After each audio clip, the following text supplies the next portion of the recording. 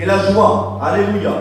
Non pas la paix et la joie que le monde donne, passagère pour un instant, pour un moment, mais une joie qui dure, une joie qui est éternelle, une joie qui est installée dans nos cœurs. C'est quelque chose de merveilleux. Et ça, le chrétien, l'enfant de Dieu, c'est ce qu'il a dans son cœur. La Bible elle dit, quand on tourne vers lui et regarde, nous sommes rayonnants de joie. C'est une joie qui vient du ciel, qui vient de lui. Quand on le regarde à lui, alors nous sommes rayonnants de joie.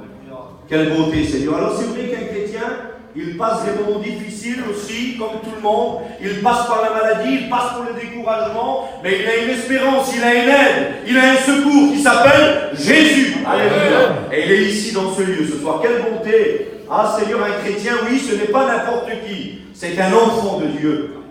Quel merveilleux sauveur que nous avons. Cette joie, elle est inexprimable. On ne peut pas l'expliquer. On peut essayer de la décrire, essayer de la faire comprendre. Mais la meilleure des façons, elle se vit.